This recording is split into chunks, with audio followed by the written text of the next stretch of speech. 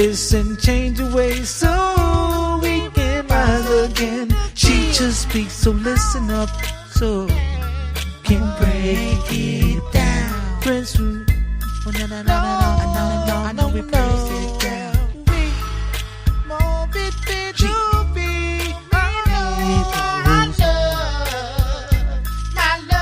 Let me tell you how it goes on. Teacher speaks, so listen up so he can break it down. Prince will speak, the priest will teach, and they will break it down. Israel, listen.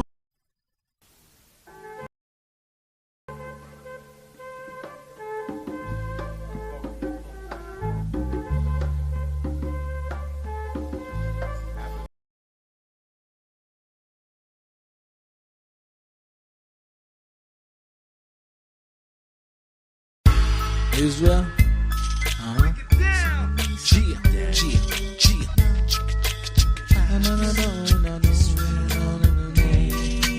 we are the kings, we are the people, and let me tell you how I break it down. We are the children of the land, and let me tell you how we break it down. Shabbat day, we don't play, cause they break it down. Yeah, I know they break it down. Daniel saw the time to come, and let me tell you how it goes down.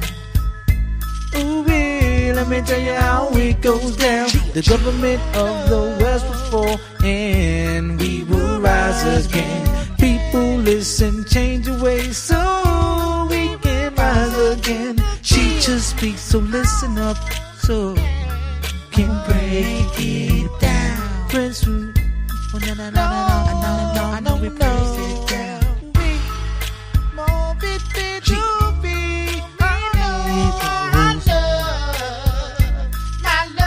Let me tell you how it goes on.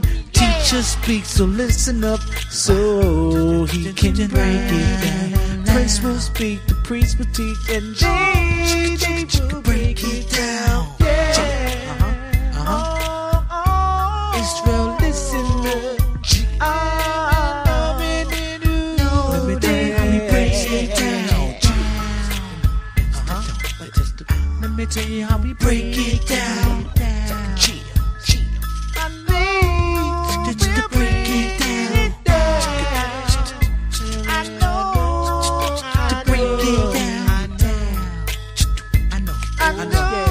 I know break it down. Teachers speak, so listen up so we can break it down. Prince will teach, priest will teach, and they will break it down. We'll rise again. Genesis, I know we will rise again. Battle by the valley of Ajalon, yeah. I know we broke them down. Valley by the Philistines over and over again. We shut them down. I know. Philistines, yeah, we shut you down. Valley Ajalon, I know we broke them down. Oh, yeah, we shut them down.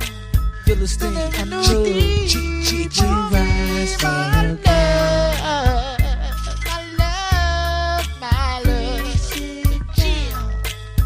I know we'll rise again. Yeah, I know we'll rise again. Yeah, we will rise again.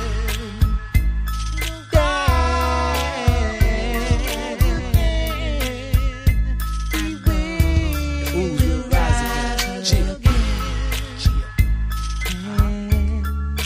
rise again.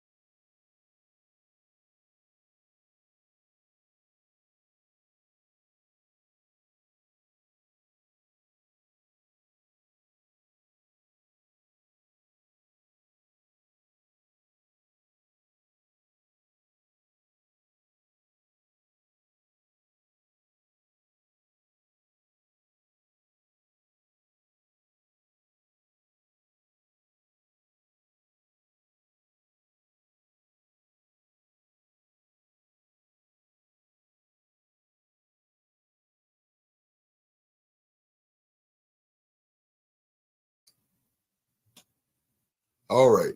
All right. I'm back. My Esau, the administrator at the show, had informed me that my mic was off. My name is Yamsuf Arif, and this is the Real Talk for Real People Study Show, where we study the God of Abraham, Isaac, and Yaqub, and get some perspective on him, and get some perspective on us, the do's and don'ts, and so on and so forth, so to speak. Not a warm and fuzzy feeling type study, to get to the bottom of the matter, the core of the apple, so to speak. Nasanya is with us tonight. As you can see, she informed me, Yamsu, your mic is off. I was just talking. But that's one of her responsibilities and duties, to keep this show running and on point and so on and so forth. But unfortunately, Brother Cottrell, one of the elders of the show tonight, won't be on due to illness, personal illness. Be that in mind, keep him in your prayers and pray that his health is restored. Praise the Most High. As I said, Brother Yakanan, he may or may not make an appearance from Florida, but if he don't, Lasanya and I, we're prepared to move forward. But before we do that, I'd like to give thanks and praises to the Most High God of Abraham, Isaac, and Yaqub, especially in lieu of the fact of studying his word and making the right application. I'd like to thank the Most High for my Esau, my family, my friends, fellow tribes, and the nation. I'd like to thank the Most High for every aspect and or component of my life. I'd like to thank the Most High for the opportunity to study with fellow students on the Real Talk for Real People Study Show. And I will introduce Nasanya shortly after I make an announcement that we will proceed in the studies of the second book of Queen Esther. Brother Cottrell will take up the studies, Most High willing, tomorrow in the book of Michael, the prophet. We'll try to do our due diligence today. We will try to make this informative, enlightening, and a release mechanism. If you're find yourself falling into some traps, perhaps Queen Esther can help alleviate those traps from you. Basically, she's been there, done that. And that's why we study these. So, hold on. My young brother Yakanan is calling. Stand by. Yakanan, may the Most High bless you, brother. Likewise, I ain't getting no link today. You didn't get a link? Where were you getting the link from, Yakanan?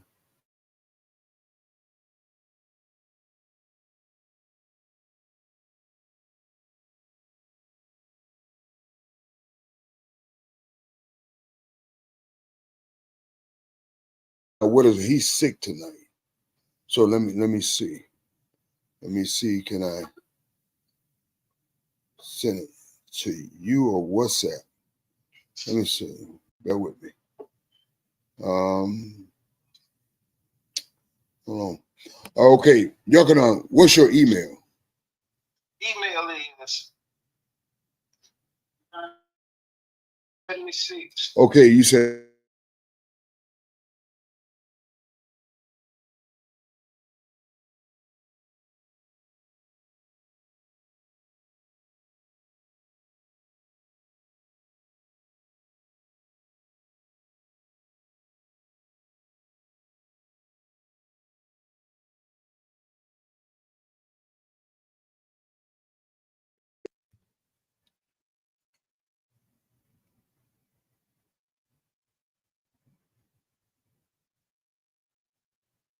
Okay, students, so we're waiting on Yakanan to get his invitation to the show.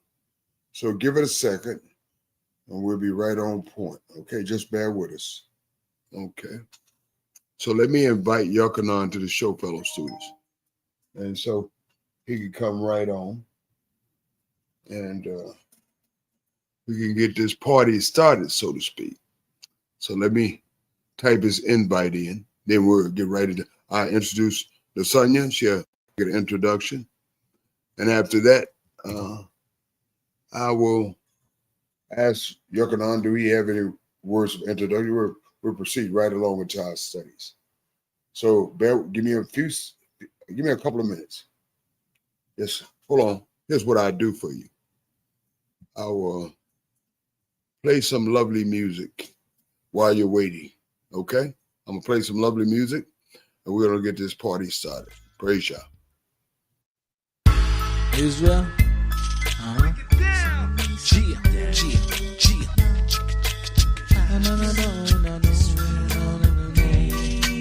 We are the kings, we are the people, and let me tell you how I break it down. We are the children of the land, and let me tell you how we break it down. Shy by day, we don't play, cause they break it down. Yeah, I know they break it down. Then you saw the time to come, and let me tell you how it goes down. Ooh, let me tell you how it goes down. The government of the West will fall, and we will rise again. People listen, change your ways, so we can rise again. She just speaks, so listen up, so can break it down. Prince, oh, no, I know we break it down. We more bit to be.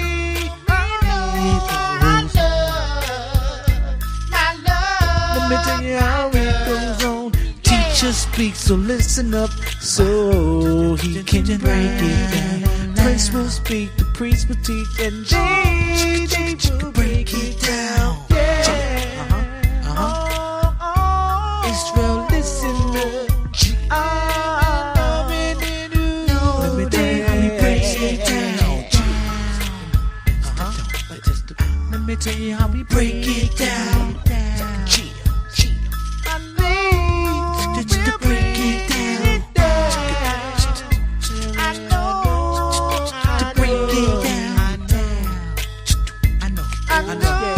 I know we break it down. Teachers speak, so listen up, so we can break it down.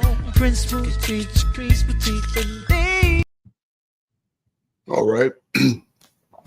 I sent Brother Yochanan that link to the show, so my apologies. And I'd like to introduce my Esau, the administrator of Nasanya, to the show. Nasanya, your mic is hot. May the Most High bless you. Shalom, shalom, family. All praises to the Holy One of Israel. So happy to be back. So happy to be back. All praises. All praises. Thank you, Nasanya. So without further ado, let us get started in our studies for the night. Queen Esther, chapter 2. After these events, when King Ahasuerus, of the Medes and the Persian, fury subsided over because Queen Vesta didn't make an appearance when he asked her to make an appearance. So, but his anger has subsided. He remembered Queen Vashti and what she had done and what had been decreed upon her. In verse 2, and the king's young men, his servants, said, let them seek for the king young maidens of comely appearance, like a beauty contest. He didn't realize that's what got him stuck on stupid beauty and beauty alone. But he sort of having a private beauty contest. In verse 3, and let the king appoint commissioners to all the provinces of his kingdom, from India to Cush, and let them gather every young maiden of comely appearance to Shushan, the capital, to the house of the women, to the custody of Hegi, the king's chamberlain, the keeper of the women, and let the ornaments be given them. Let whatever keeps them looking good from their own culture, let them have what they have. I'm not going to try to force my culture upon them as far as these ornaments and their beauty is concerned. Whatever is related to their culture and their ornaments and the beautification process, we want to bring it right along. In verse 4, And let the maiden who pleased the king reign instead of Queen Vesta. Let her be the queen, so to speak, the woman whom he would choose. And the matter pleased the king, and he did so. In verse 5, there was a certain Yehudite man in Shushan, the capital whose name was Mordecai, the son of Jah, the son of Shimei, the son of Kish, a Benjamite. He was of the tribe of the Benjamites, this man. So that makes her a Benjamite, who had been exiled from Jerusalem with the exile that was exiled with our king Jeconiah, king of Yehuda. Study this king. He didn't last very long. When Nebuchadnezzar, king of Babylon, had exiled. Verse 7. And he brought up Hadassah. That is Queen Esther. That's her Hebrew name, Hadassah, which means a myrtle tree. And I studied the myrtle tree just to get some insight on what her family wanted her to exude and put out to the ethos. The myrtle tree is a beautiful tree, shrub-like tree, but beautiful. Not tall, but beautiful. And it has a lot of healthy medicinal purposes about it. Not like some of the names we give to each other now, which has no meaning. We gave our children name to project a certain image into the ethos. Not any old name you want to throw in your ray, poo, rah, all that kind of nonsense. That's why our children, I suspect, running around like they all kind of nonsense. They don't have names to put into the ethos, as in the case of Hadassah. And she had a Persian name. And that is Esther in verse 7. His uncle's daughter, Mordecai. And that wasn't her uncle. Mordecai wasn't her uncle. Mordecai was a cousin, older than her, but a cousin nonetheless. For she had neither father nor mother. Her father and mother obviously had passed away, Queen Esther. And the maiden was of comely form. She was good looking. Our sister's always good looking. Who said no more? And of comely appearance. And when her father and mother died, Mordecai, her cousin, took her to himself for a daughter. He raised her as his daughter. And obviously, he gave this young woman, Hadassah / Queen Esther, some upbringing. And let me give some insight of the upbringing I suspected he infused this young woman with. If you will, turn with me, if you will, to Proverbs chapter 10, chapter 31, verse 10. My apologies. Tells you about a capable woman. She wasn't just comely, I suspect, but her work was far beyond that of rubies, because she was trained to be a capable woman. So in verse 10, what a rare find is a capable wife in the Tanakh. A good woman is a rare find. You can find any kind of woman, but a rare one is a capable wife. She's able to do what she needs to do in every endeavor. Her worth is far beyond that of rubies. In verse 10, Proverbs chapter 31. In verse 11, her husband put his confidence in her and lacks no good thing, because he places his trust in a capable woman. Verse 12, she is good to him, never bad, all the days of her life. She looks for wood. She's an industrious woman. She don't just sit around a house. She does something of an industrious nature. She looks for wood and flax and set her hand to them with a wheel. Verse 14, she is like a merchant fleet, bringing her food from afar. She don't just feed her children and her husband any old trashy and a mess. Verse 15, she rises while it's still night and supplies provision for her household, the daily fare of her maids. She looked out for the whole household, her husband, her household, and even those within the confines of her construct as the woman of the house. Number 16, she set her mind on an estate and acquires it. She plants a vineyard by her own labors. She's a very industrially capable woman. Verse 17, she girds herself with strength and performs a task with vigor. Verse 18, she sees that her business thrives. Her lamp never goes out at night. Verse 19, I suspect Hadassah was trained in this endeavor. She set her hand to the distaff. Her fingers worked the spindle.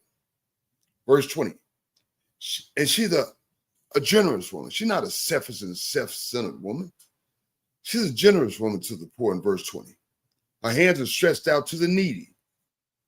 Verse 21, she's not worried about her household because of snow, for her whole household is dressed in crimson. She prepares her household.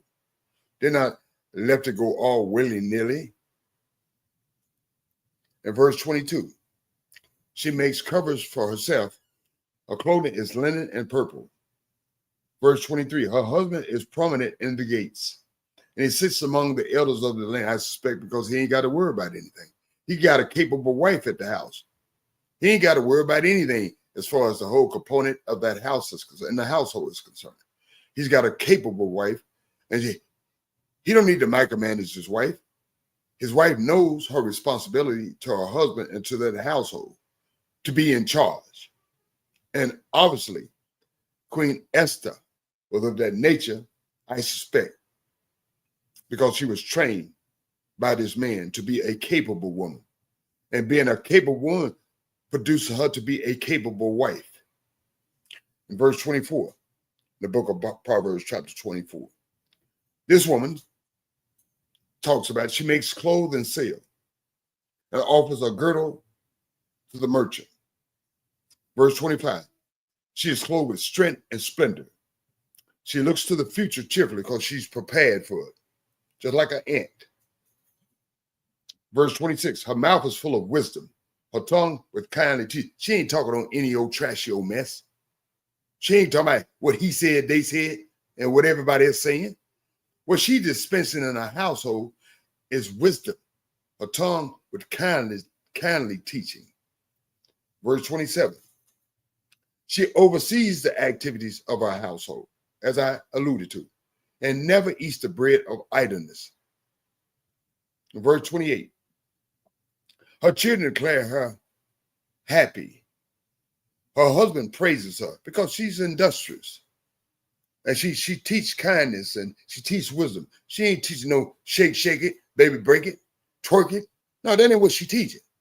She's raising her daughters to be capable women, and she's raising her sons to be capable husbands. Verse 29, many women have done well, but you surpass them all. This woman. Verse 30, it says, grace is deceptive, rather charm is deceptive. Beauty is illusory. Here today, gone tomorrow.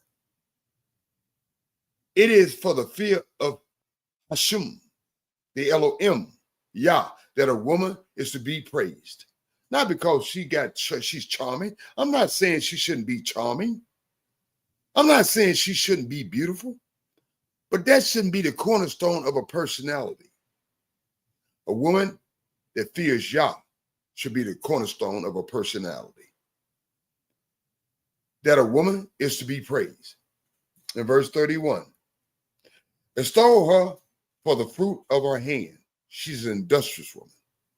And let her work praise her in the gate. Let her work what she's done, taking care of her husband, raising her children, being an industrious woman, not talking a whole lot of nonsense, but informing, instructing, and encouraging her sons and daughters and her husband, where he can take time off to be with the elders talking business, because he's confident in the fact that she would do him no wrong. I suspect Queen Esther was raised under that man, that Hadassah. And that's why she wasn't just beautiful alone. She was a woman, and we will see in our study that feared the Elohim. Yeah. So let's go back to Queen Esther, verse 7. And he had brought up Hadassah, her Hebrew name.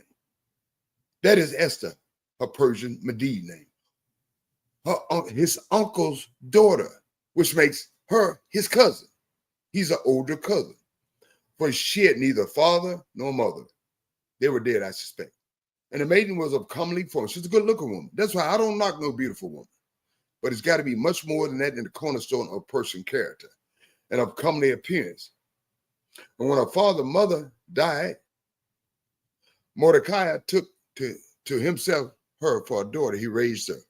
And I suspected, as I said, according to the book of Proverbs, he raised her under those mandates. So she wasn't simply beautiful. She had it going on, as we said.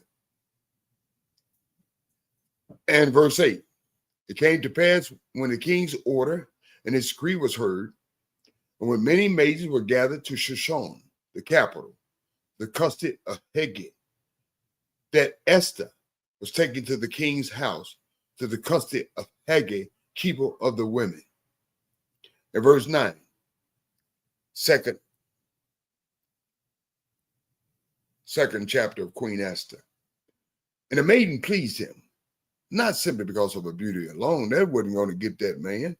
Not the king, but the guy in charge of the women. But she had personality. And I expect she won him over due to her humbleness and personality. And the maiden, Queen Esther, not at that time, but Hadassah, she won his favor. And he hastened her ornaments, her things that were relative to her culture and her portions to give them to her. And addition, 7 maiden fitting to give her from the king's house. He gave her some help. And he changed her and her maidens to the best portions in the house of the women. He gave her a good spot due to her personality, not simply alone because of her beauty. She had a commanding personality. Reason being, she trusted in Yah. And it showed forth in her personality. She wasn't an arrogant, forward, bodacious woman. She was a humble woman. She spoke her mind. And she wasn't a people pleaser, I suspect. But she did try to be courteous and considerate to people.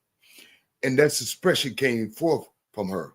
So much so that the chamberlain who was in charge of the women gave her ornaments that was relative to her culture and gave her a good spot in the king's house of women. Verse 10, Queen Esther did not reveal her nationality or her lineage. Why? Because she was instructed by Mordecai, her cousin. See, a lot of us talk too much. We won't tell everything about to everybody. See, that's why we get knocked off too. So, because we talk too much. We tell everything there. You can't tell everything to everybody. And he cautioned her, her cousin, had ordered her not to reveal it. And she was humble enough to accept because he was older than her. In verse 11, and every day Mordecai, her cousin, would walk about in front of the court of the house of the women to learn. He loved his cousin, to learn of Queen Esther's welfare and what be done to her. In verse 12, when each maid's turn arrived to go to King Ahasuerus, this Mede in Persian, after having been treated according to the practice prescribed for the women for 12 months. For so were the days of their ornaments complete. They had a complete beauty treatment. 6 months with myrrh oil and 6 months with perfumes. That's why it took a whole 12 months. It was a beauty contest. But the ornaments of the women that were relative to their country. For these women of different nationalities. Because King Ahasuerus ruled from India to Cush and in between. In verse 13, then with this, the maiden would come to the king after that 12-minute beauty treatment. A lot of y'all don't spend 12 minutes. They spend 12 months. A lot of sisters need to spend some beauty treatment too. A lot of us, our sisters don't even spend 12 months. And well, 12 months, certainly not 12 months, not 12 minutes. But you ought to take the time out, women, to pamper yourself. Look beautiful. As in the case of these women, took 12 months. She would, and whatever she would request will be given to her to come from the house of the women to the king's house. In verse 14, in the evening she would go, and in the morning she would return to the second house of the women to the custody of Shagash. She would leave that spot that she went to the king to be entertain the king. And after leaving the king, she would go back to a second house of women to the custody of Shagash, the king's chamberlain, the guard of the concubines. She would no longer come to the king unless the king wanted her. And she was called by name. In verse 15, now when the turn of Esther, the daughter of Abihail, Mordecai's uncle,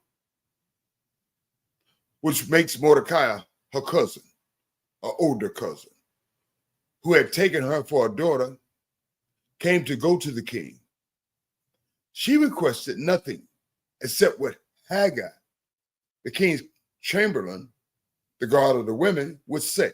She didn't go out self-willed, self-informed. She wanted to know the who, what, when, where, and how to proceed and comport herself. Unfortunately, a lot of our sisters are not like that anymore. Except when Haggai, the king's chamberlain, the guard of the women, would say. And Esther obtained grace in the eyes of all who were here because she saw counsel. So in verse 16, so Esther was taken to King Ahasuerus to his royal house in the 10th month, which is the month of Tebeth, in the 7th year of his reign. Verse 17, automatically, personality, beauty, you can't beat it. A woman that fears Yah, you can't beat it. And the king loved Esther more than all the women. And she won grace and favor before him more than all the maids. They sit there and rapped and so on and so forth. And he placed the royal crown on her head, made her queen instead of Vesti. He decrowned her. Verse 18. The king made a great banquet for all princesses, his servants, even Esther's feast. He granted a release to the provinces and gave gifts according to the bounty of the king. He was so impressed with Esther.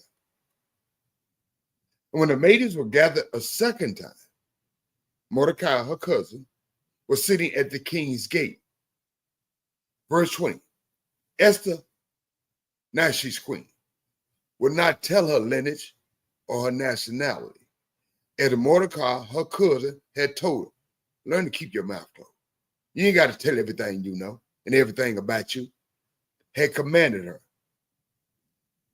For Esther kept Mordecai's order. She was humble, as she had when she was raised by him. He had counseled, he had instructed her, and she kept his order. He had raised her into that.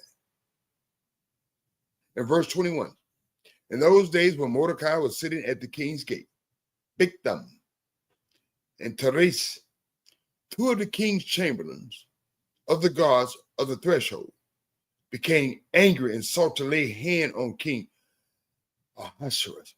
They sought to assassinate the king. But now Mordecai being he was not there marching with Black Lives Matter.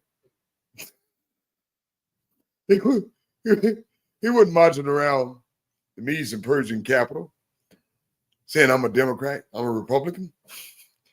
He wasn't marching around the Persian and Medes capital saying, I am a man. They already know he a man. They just didn't treat him like one, just like they don't treat us like one. So you ain't got to tell your enemy you're a man. They already know you one. They just ain't gonna treat you like one. So wearing signs, Black Lives Matter, they know that too. It just don't matter to them. Okay? So he made much constructive use of his time, which was he had his ears open. and by virtue of having his ears open, his mouth shut, he heard these two men talking about they was going to assassinate the king. Okay? So, in verse 22, and the matter became known to Mordecai. He heard about this. And he told it to who? Queen Esther. And Queen Esther, who told it to? To the king. And she didn't say, I heard about this. She gave credit where credit was due. She said in Mordecai's name, my cousin heard all this. She could have went up there and flowers. It's all about me. I'm something special. I'm the queen now. You know, I heard about this and this was going to go down. No, she said, no, my cousin who raised me came to me, told me he heard two of your chambers talking about they finna do the dirt to you, do the deed. They're going to deal with it. They're going to put you 10 toes down or 10 toes up. And she said, and Mordecai told me this. And in verse 23, the matter was investigated and found to be so. And they were both hanged on a gallows. And it was written in the diary that was read before the king. See, a lot of us need to learn to be a little more like Mordecai. Instead of running out of mouth off, don't know what we're talking about. Want to march with Black Lives Matter, a sign on I'm a man. They know all that. They just ain't gonna treat you like you're a man. They don't care nothing about your black lives. They don't care about what you're not in a Democratic Party or a Republican Party. They don't care about none of that because that's their party. But what they can't regulate and or dictate is your relationship with the Most High. And so Mordecai, influenced by the Most High, felt to comport himself, not going up, cussing and fussing, shining in front of the enemy. What Mordecai did was just keep his mouth closed and keep his ears open. And by virtue of that, he learned some news that the king should be privy to. And you will find out that it rewarded him. A lot of us need to humble ourselves. Stop running off at the mouth. You don't know what you're talking about. You want to wear Black Lives Matter sign. You want to say, I am a man. You want to say you're a Republican. You want to say you're a Democrat. The only thing you got to do is have a constructive and positive relationship with Yah and learn how to humble yourselves and keep your mouth closed. And learn something. You can learn something from your enemies. You can learn how to plow, how to hunt, how to build stuff. But running around agitating people for the sake of agitating people for what? How'd that profit you?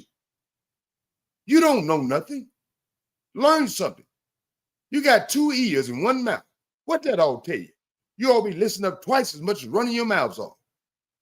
And that's what we all be doing. Learning something to share with the nation. That's in the case of Mordecai, sharing it with the king of the Persian and Medes, which would become a reward for him as such. And if you do that, it will become a reward to your whole nation. That's something we don't know. If you find out something we don't know because you shut your mouth up, and we can share this information and improve our lot because of that information, that's fine and dandy. But if you want to walk around talking about you a man, wearing a poster, a sign, you want to walk around talking about your lives matter, they know it, they don't care a damn thing about it. You want to walk around talking about I'm a Democrat, I'm a Republican, they know it, they don't care nothing about it. What you all be doing something is something constructive and or positive in your own personal lives. Simply say it. Gather yourself together. Not gather yourself together, simply argue, cuss, and fuss with, shine on. I'm better than you, Yamsu. Why? I've been woke up with y'all 10 years. What you do while you woke 10 years? Did you learn anything to share with the nation? Did you educate the nation? Or you just simply shining on the nation? That's what I'm getting at. Stop shining and start showing by the evidence that you trust in the God of Abraham, Isaac, and Jacob, and you love him with all your heart, mind, soul, and strength. That's indicative of Queen Esther and Mordecai, her cousin, and your brothers and sisters as yourselves. As indicative of Mordecai and his cousin, Queen Esther. They did something constructive. They didn't simply shine and show up and show out and showboating. They did something constructive. They trusted in the Most High. They humbled themselves, and they learned to listen. Praise Yah and bless his holy name. That being said, that concludes the studies for tonight because, as I indicated, Brother Cottrell took illness today. Most High willing, he'll be back tomorrow.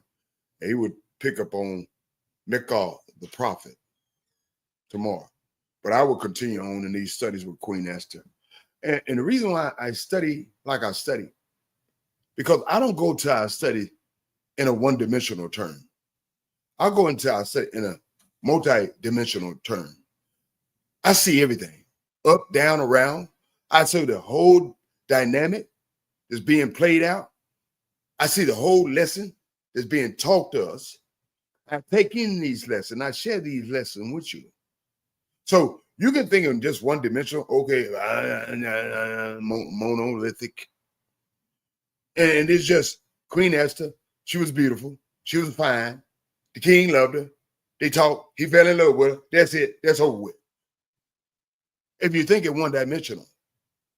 But if you're thinking multi-dimensional, you take into the whole gravity of the whole story that's being projected and told. That's what we share. That's what we do on the Real Talk for Real People Study Show. Praise Yah. So without further ado, I will ask Nasanya, my Isha, do she have any closing remarks and comments? Then I'll ask Brother Yakanan, do he have any closing remarks and comments? And then we'll conclude the show for the day. And the Most High willing, we'll be back. Praise Yah. Nasanya, your mic is hot. You have any closing remarks and comments? No, not really. I really don't. I was just sitting here going back over it again and just making some notes here about Queen Esther. No, I really don't have any comments. All praises. Praise the Most High. Thank you, Nasanya. Brother Yakanan, your mic is hot. Do you have any comments on closing remarks?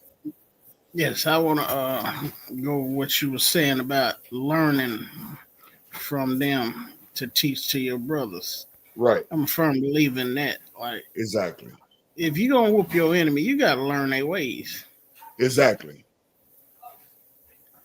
And another thing, you say that you got 2 ears and 1 mouth.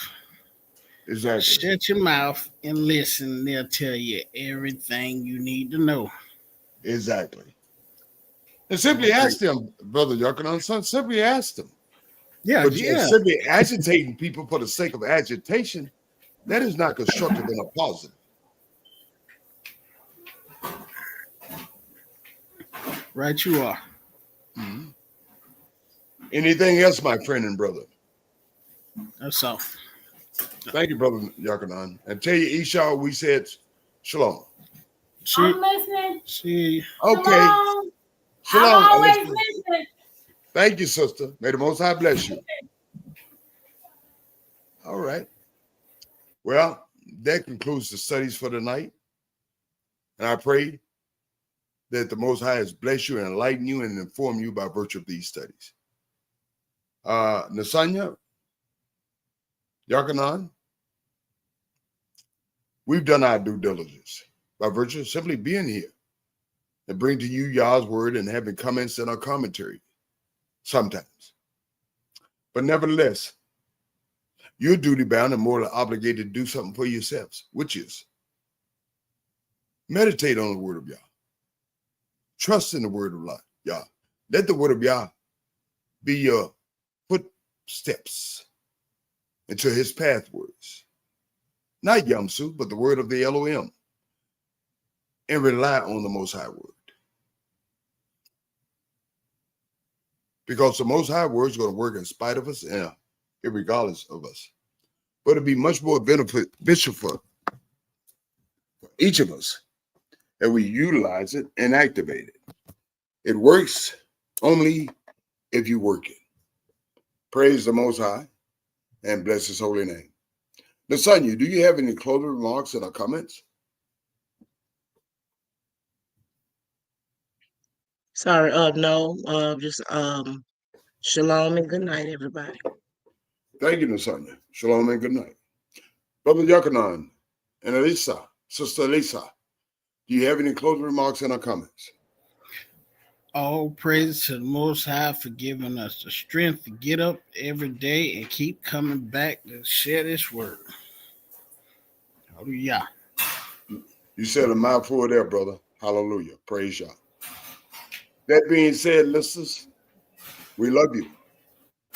And may the Most High bless you. Shalom and good night.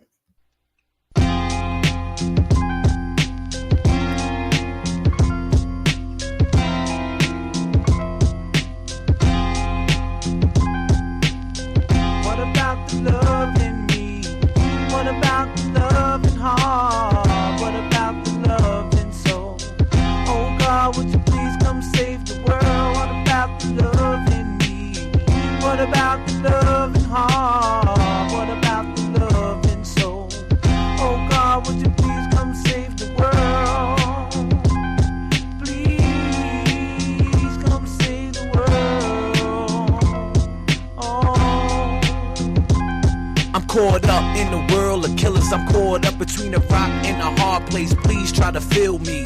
The results of the world we made is God versus man, man versus his own fate. My father chose to lose, but we choose the same as we engage in acts of hate against the mirror of your own self. There is a lesson to be learned. It's a message called turn to burn. We need love in the midst. Or will you strengthen the wrist that points the fingers at hers and his? Mad at me, mad at you. Hate on me, I hate on you. But now tell me who wins. This is a mind that is self-destruct. This is a vision of a madman who's mad corrupt. Call on God, but will he hear the prayers of the innocent who's misled by the wicked? Yeah. What about the love in me? What about the love in heart? What about the love in soul? Oh God, would you please come save the world? What about the love in me? What about the love in heart? What about the love in soul? Oh God, would you please come save the world? Please come save the world.